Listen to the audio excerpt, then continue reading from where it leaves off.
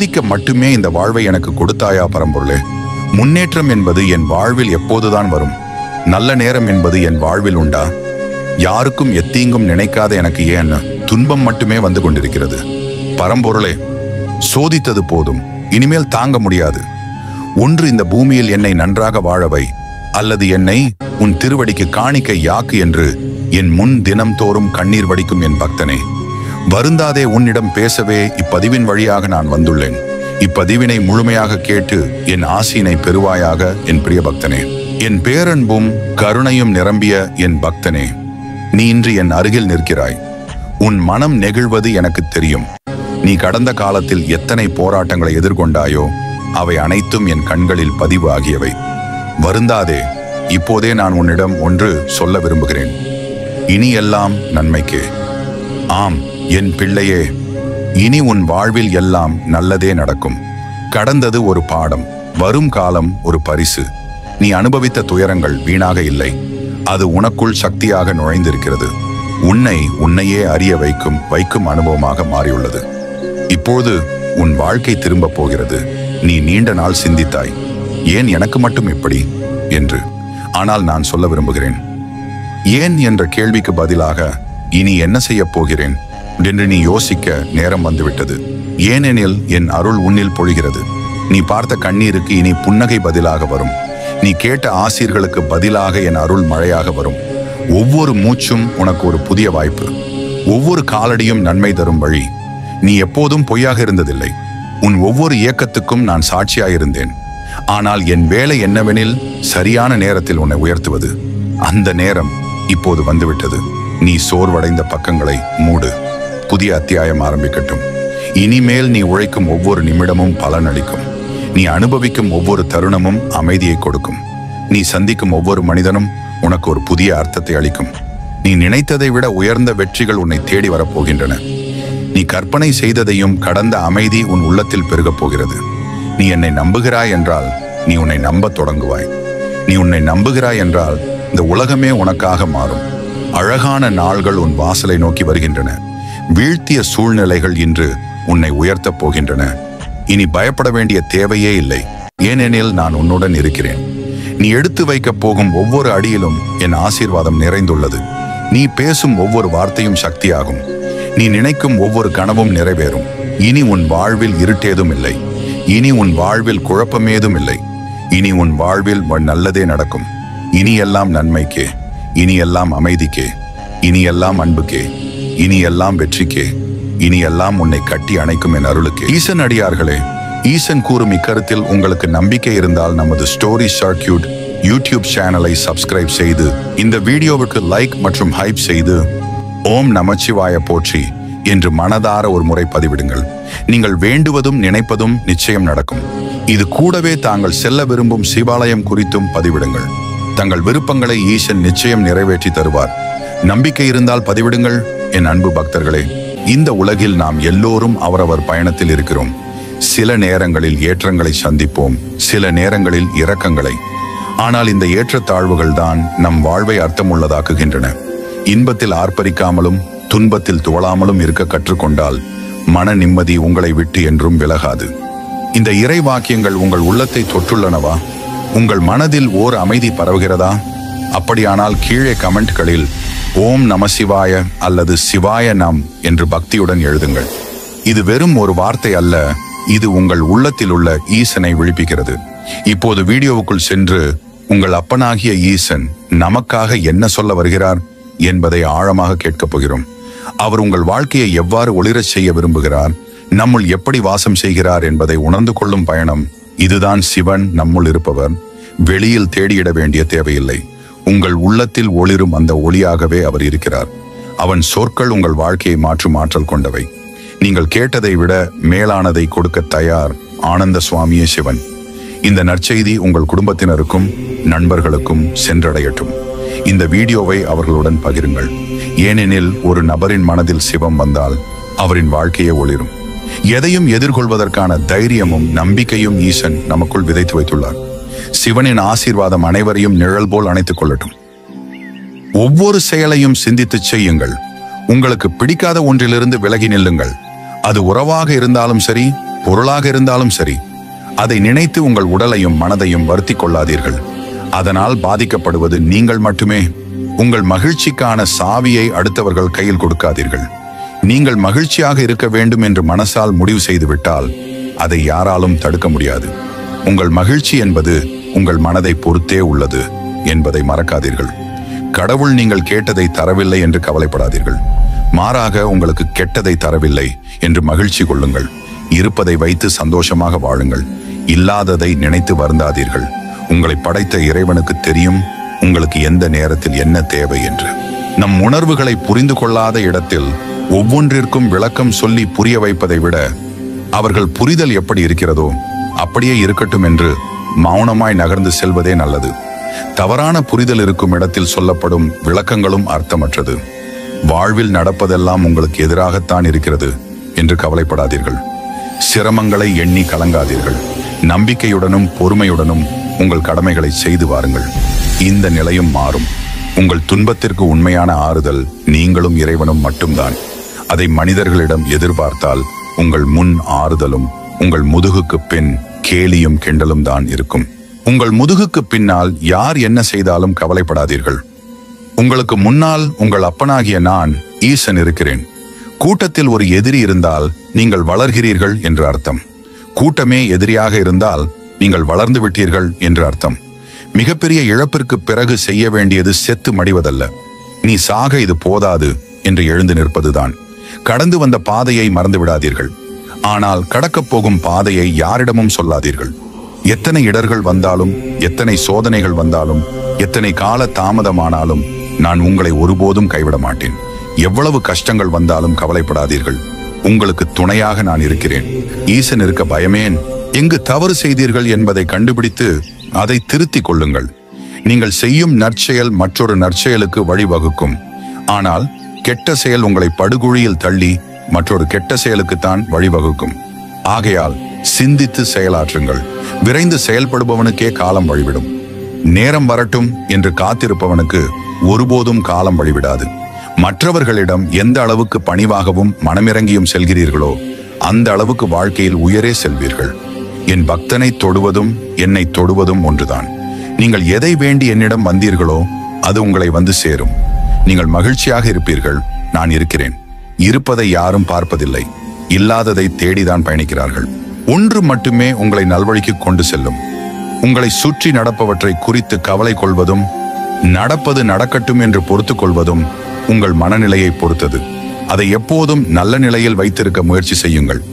நீங்கள் எந்த உயரத்தில் இருந்தாலும் உங்களிடம் உள்ள பணிவுதான் உங்களை ஒரு மனிதனாக உயர்த்தி காட்டும்.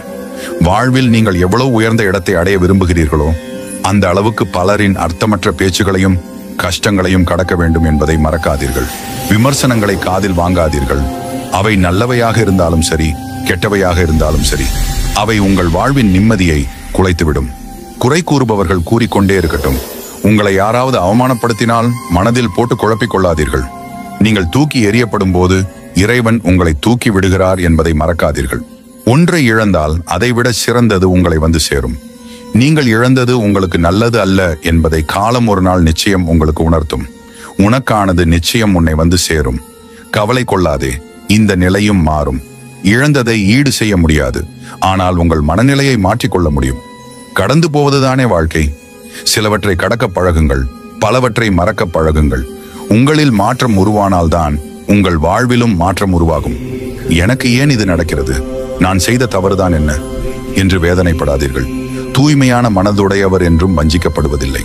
கவலைகள் அனைத்தும் வெறும் காணல் நீரே. கவலைப்படாதீர்கள். உங்கள் மகிழ்ச்சிக்கான சாவியை அடுத்தவர்கள் கையில் கொடுக்காதீர்கள். மனதால் நீங்கள் மகிழ்ச்சியாக இருக்க வேண்டும் என்று முடிவு செய்துவிட்டால் அதை யாராலும் தடுக்க முடியாது. ஒன்றை ஞாபகத்தில் கொள்ளுங்கள், உங்கள் மகிழ்ச்சி என்பது உங்களின் மனதை பொறுத்தே உள்ளது. எதுவும் நிரந்தரமில்லை. நிலையற்றதை எண்ணி நிலை தடுமாறாதீர்கள். இழந்தாலும் சரி, பெற்றாலும் சரி, எல்லாம் நன்மைக்கே என்று நினைத்து கவலைகளை மறந்து கடந்து செல்ல பழகுங்கள். உங்கள் பயத்தை என்னிடம் கொடுத்துவிட்டு தைரியத்தை அதிகமாக பெற்றுக்கொள்ளுங்கள். என் அன்புக்குரியவர்களே, மனம் உருகி வேண்டுவோரின் வேண்டுதல்கள் என்றும் வீணாவதில்லை. யார் கைவிட்டாலும் உங்கள் அப்பன் ஈசன் நான் ஒருபோதும் உங்களை கைவிட மாட்டேன். சிவ சிவ என்றும் ஓம் நம சிவாய என்றும் நீங்கள் எப்போதும் சொல்லிக்கொண்டே இருங்கள். அப்பொழுது உங்களுக்குள் ஒரு புதிய ஆற்றல் பிறப்பதை நீங்கள் முழுவதுமாக உணர்வீர்கள். ஈமைகள் இரண்டும் மூடியே இருந்தாலும் விழிகள் இரண்டும் காண்பது உன்னையே இறைவா என்ற ஆலயத்திற்கு வந்து நீங்கள் பேசியது என் மனதை குளிர்வித்து விட்டது. உங்கள் செயல்களைக் கண்டு நான் மிகவும் மகிழ்ச்சி அடைகிறேன் என் பிள்ளையே. உங்கள் உள்ளத்தில் சிவம் எனும் என் நாமத்தின் ஒளி எழுந்தால் உங்கள் வாழ்வில் இன்பம் ஒளிர்வது நிச்சயம். என் பிள்ளையே, நீங்கள் யாரை வேண்டுமானாலும் ஏமாற்றி விடலாம். ஆனால் உங்கள் மனசாட்சிக்குள் வாசம் செய்யும் என்னை ஒருபோதும் உங்களால் ஏமாற்றவே முடியாது. இதை நான் ஒவ்வொரு நொடியும் உங்களுக்கு உணர்த்தி கொண்டே இருப்பேன். அப்போதுதான் நேர்மை, அன்பு, பொறுமை, கருணை ஆகியவற்றை உன்னிடம் நான் கொடுக்க முடியும். வாழ்வில் பல அதிசயங்களை நீங்கள் உணர்ந்து நன்றி சொல்லும் காலம் வந்துவிட்டது என் பிள்ளையே. உங்கள் கனவிலும் மனித ரூபத்திலும் நான் உங்கள் அப்பனாகிய ஈசன் பல வழிகளில் உங்களுக்கு துணையாக இருக்கிறேன் என்பதை உங்களுக்கு உணர்த்தி கொண்டேதான் இருக்கிறேன். வறுமை என்னும் வெள்ளத்தில் வாடுவதாக நீங்கள் ஏன் புலம்புகிறீர்கள்? உங்கள் வறுமைகள் அனைத்தையும் வெகு சீக்கிரத்தில் நான் மாற்றி அமைக்கத்தானே போகிறேன். நீங்கள் நம்பிக்கையுடன் இருங்கள். வறுமை என்பது ஒரு பாடம். நீங்கள் பல பேருக்கு பண உதவி செய்யும் காலம் விரைவில் வரத்தான் போகிறது. அதற்கு நீங்கள் என் மீது நம்பிக்கை வையுங்கள். தன்னம்பிக்கை என்னும் படிக்கட்டுகளில் நீங்கள் மேலே ஏறி வர நான் வழிவகுப்பேன். கடவுளை விட பெரியவன் இந்த உலகில் யாரும் இல்லை என்று மற்றவர்களுக்கும் புரிய வையுங்கள். புறம் பேசுபவர்களை புறந்தள்ளிவிட்டு உங்கள் மனம் சொல்கின்ற வழிகளில் நீங்கள் முன்னேறி சென்று கொண்டே இருங்கள். புறம் பேசுபவர்களுக்கு உங்கள் பின்னால் நின்று கொண்டு பேசுவதற்கு மட்டுமே தெரியும். முன்னால் நின்று வழிகாட்ட அவர்களுக்கு ஒன்றுமே தெரியாது.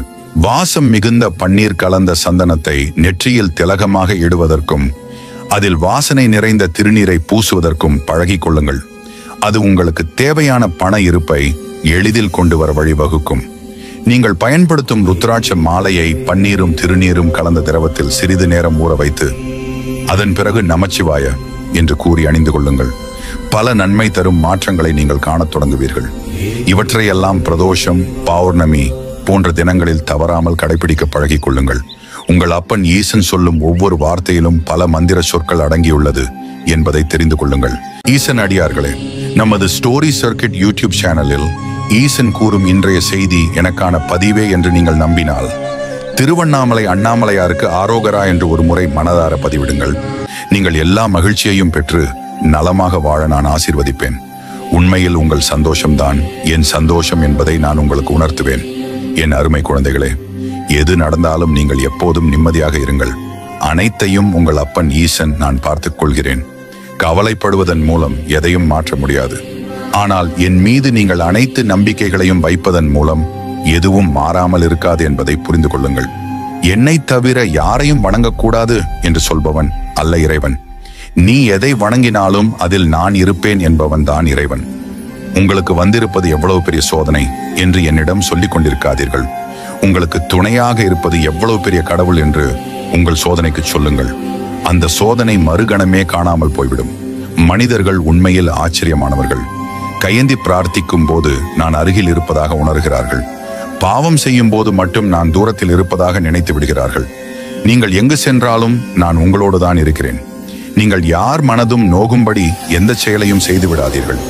அதைவிடவும் பெரிய பாவம் வேறு எதுவும் இல்லை. நீங்கள் கஷ்டப்பட்டதும் கண்ணீர் விட்டதும் எனக்கு தெரியும். என்னை முழு மனதோடு நம்புங்கள். உங்கள் வாழ்க்கைக்கு ஒரு வழி பிறக்கும். நான் சொன்ன அனைத்தையும் கேட்டு அப்படியே பின்பற்றினால் நன்மைகள் உங்களை தேடி வந்து கொண்டே இருக்கும் என்பதை மறக்காதீர்கள். நல்லவைகளை அதிகமாக நினைக்க பழகுங்கள்.